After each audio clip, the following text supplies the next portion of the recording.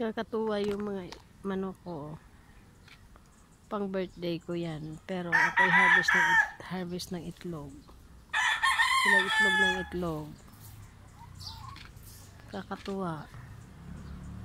Ganda naman. Ayan, kakatuwa yung mga itlog ng mga manok ko na yun. Ako'y nanghihinayang naman nakakainin ko. Yan, ini-offer ko na lang siya dyan sa altar. May ano na yan. 2, 4, 6, 7 na yan. 7 plus nakaka 11 eggs na pala ako nang naha-harvest. O, kita mo. Ini-offer ko na lang muna siya sa aking altar.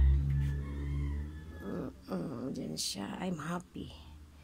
Nakakatuwa palang mag-harvest ng itlog araw-araw. So, enjoy na enjoy po ako sa yung pang birthday ko ng mga 10 manok. Itlog ng itlog araw-araw. Ako'y natuwan-tuwa naman. Nakaka-enjoy na mag-harvest ng itlog. Pero ayoko naman siyang kainin. Gagawin ko na lang collection yung magiging yung mga harvest ko araw-araw until October 18. Ayoko silang kainin. Natutuwa lang ako. Oh, see? Yan. Yan mga collection ko ng mga collection ko yan ng mga yung mga bato. Yan. Diba? Yan. Araw-araw. Yan naman yung araw-araw ko iniinom. Yan, yan.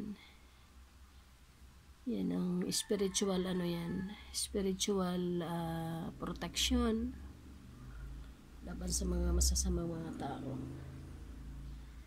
Ako lang tuwan-tuwa talaga doon. Yung mga manok ko na binibigyan ako araw-araw ng itlog. Ang cute nila, kalalaki naman ng egg.